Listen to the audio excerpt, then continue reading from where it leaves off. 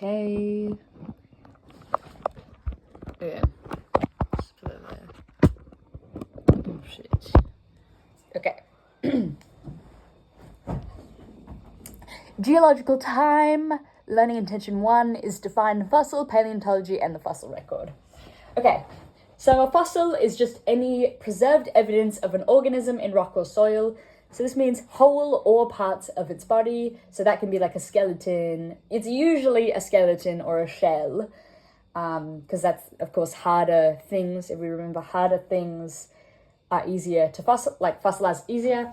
But it could also be tracks, dung, which means like feces or poo, and eggs, etc.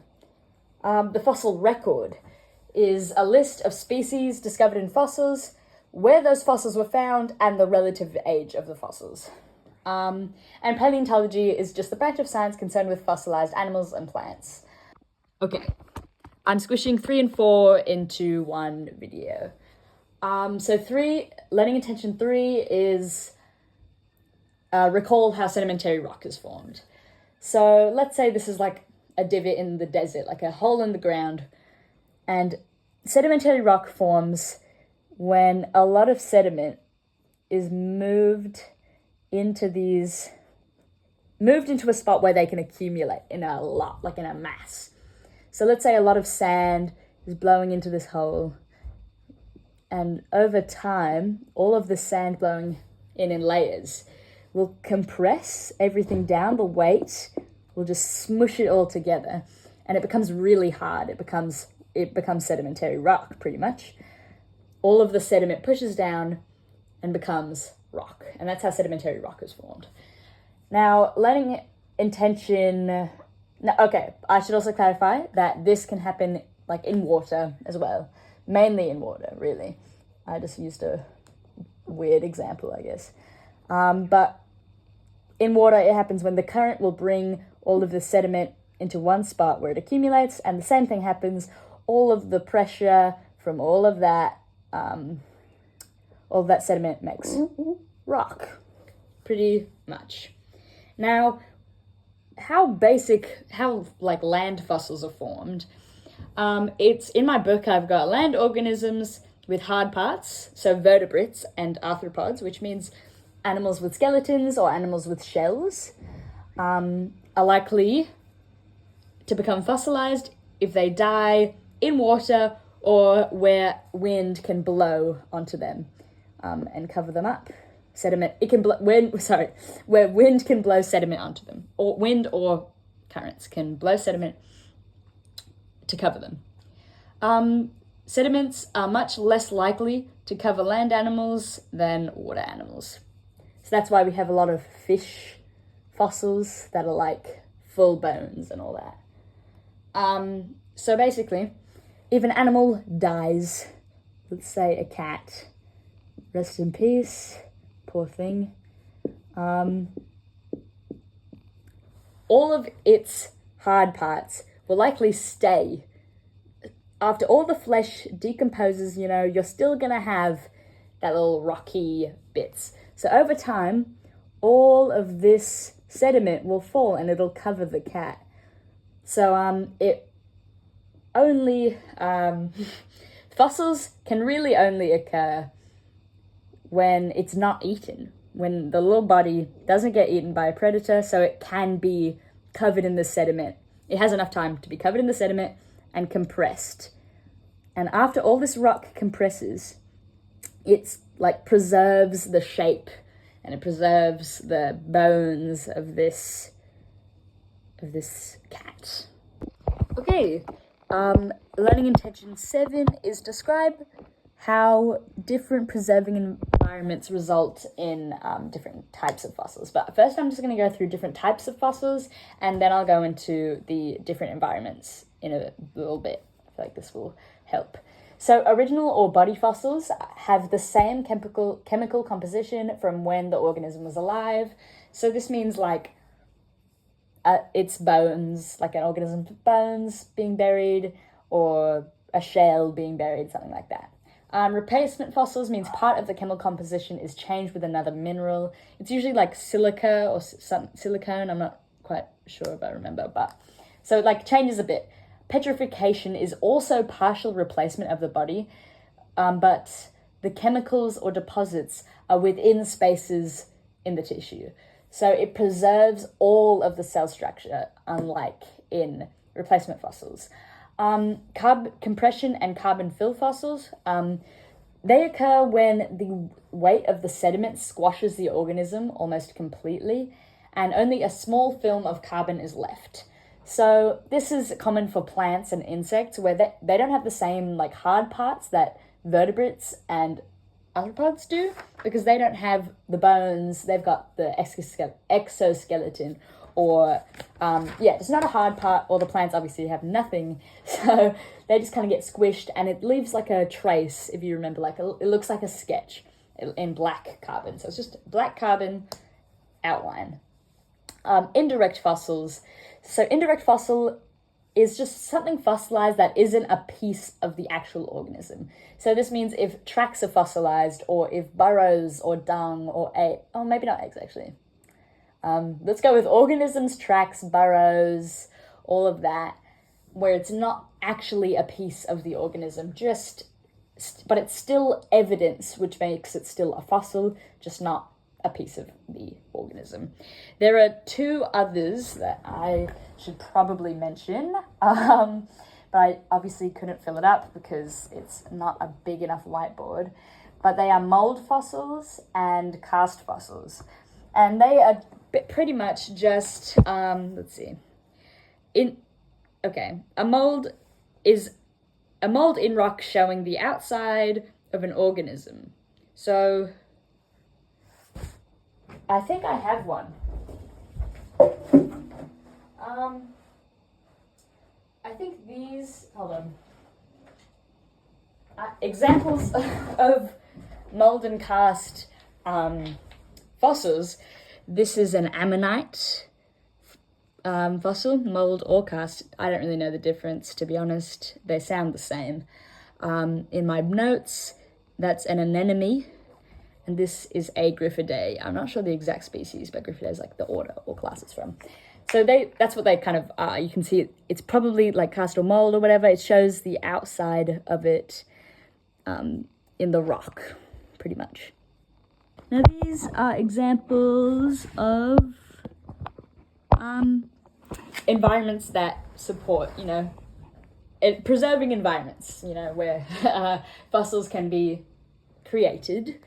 So permafrost is just an area. Okay, so in areas around the Arctic Circle, it's just like so cold that organisms from ages ago that were frozen have never been unfrozen. Like the ice has never melted.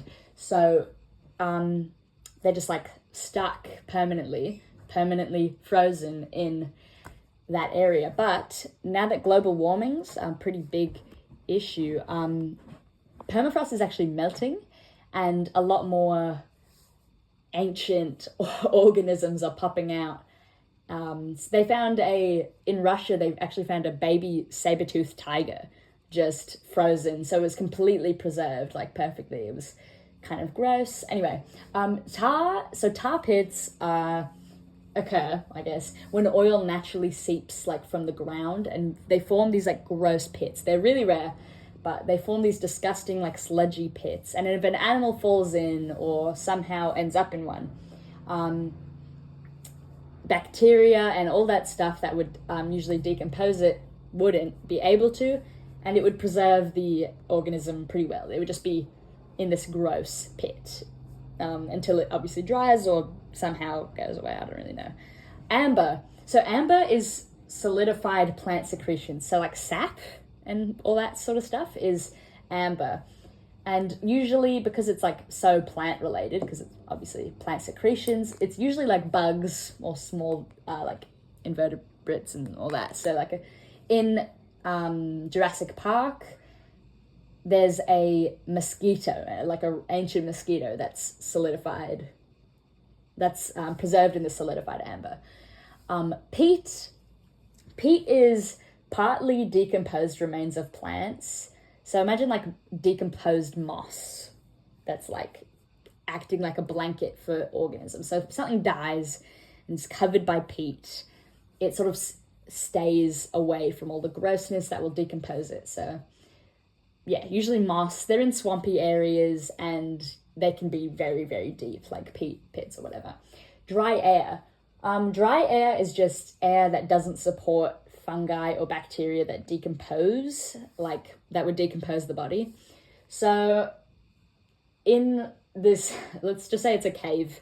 If a cave has dry, like super dry air, it means that if something dies in there, all of its like body can't be eaten away by bacteria. So it just stays there marinating, and basically it dehydrates. Soft tissue in dry air environments just like is completely dehydrated over time, like almost like a mummy. It like gets really gross and like shrink wrapped and all that.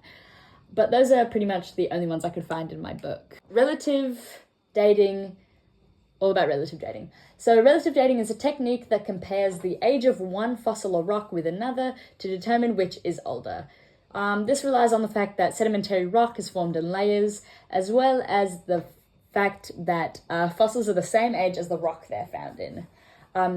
Strata is what you call the different layers of sedimentary rock.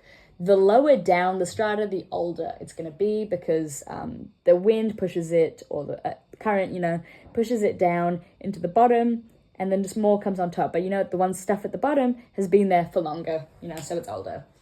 So if a cat dies now, if a cat dies at the bottom here and is covered by all this strata, all the sediment,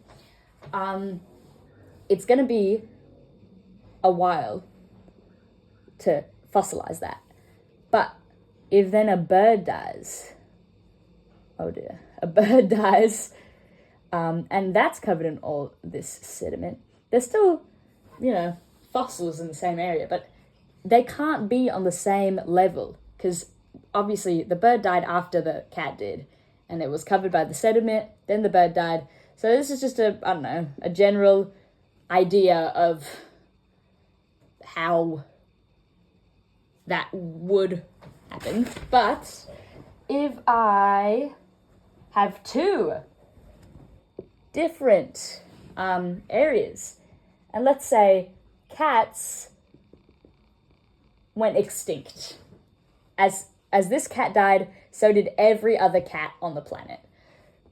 And because I know that all cats went extinct at the same time, if I find a dog at the bottom of here, the bottom of this pool of strata, rest in peace, and then under all the strata I find a cat, and I know that all cats lived in a specific time period, only for a short little while, and then of course the bird on top, I know that this dog had to have lived before the time of cats, if that makes sense. So you would line these up and you'd find out that even though, see, this cat is at the same spot as this dog, because the fossil itself, the cat, is above the dog, it's older than this here.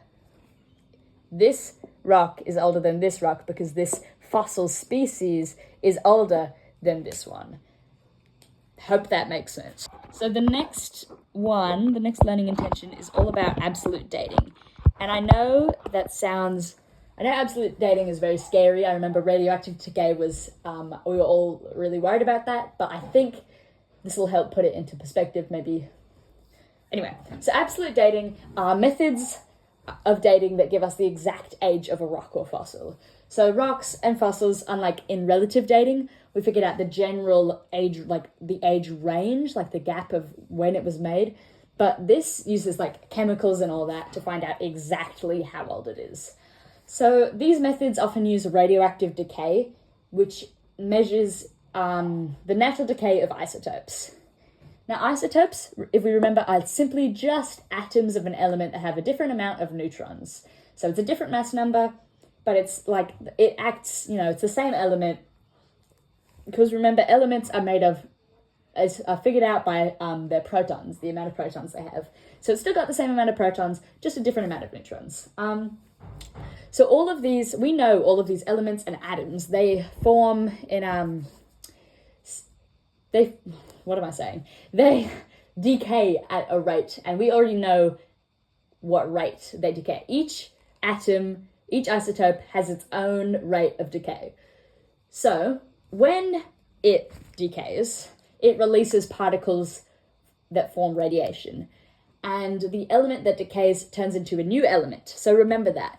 The element that decays turns into a new element. And we can measure how old it is based on how much of the new element is in it.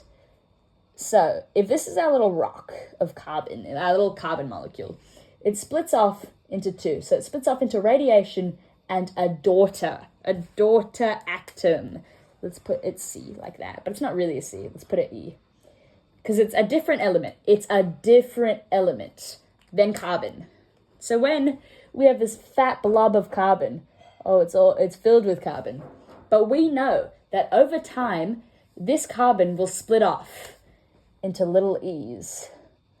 And when we compare how much of this rock is carbon and how much of it is our new element that the carbon is decayed into, we can figure out the exact age of the rock by comparing the amount of what it originally was versus what it has become.